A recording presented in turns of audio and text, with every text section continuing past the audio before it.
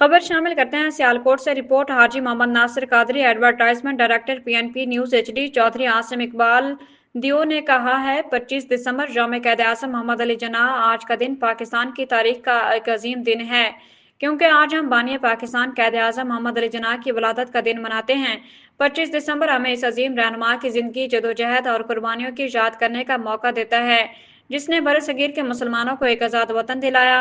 कैद आज़म 25 दिसंबर 1876 को कराची में पैदा हुए। कानून की तालीम हासिल करके वो बरसगीर के नामवर वकील बने।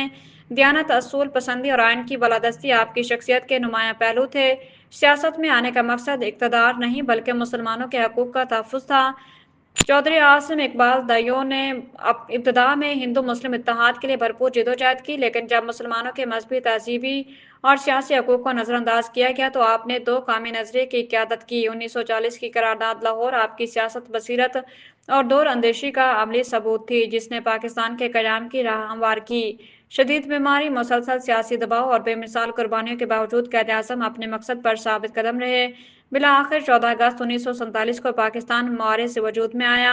एक नई रियासत की हैसियत से आपने हमें कानूनी इंसाफ, मसावात और मजहबी आज़ादी पर मुबनी पाकिस्तान का तस्वुर दिया। चौधरी आसिम इकबाल दियोर ने कहा कि आज यौम कैद आज़म पर हमें सिर्फ तकरीबात तक महदूद नहीं रहना चाहिए, बल्कि यह अहद करना चाहिए कि हम उनके सुनहरे असूल, ईमान, इत्तेहाद और नज़्म व ज़ब्त को अपनी अमली ज़िंदगी का हिस्सा बनाएंगे।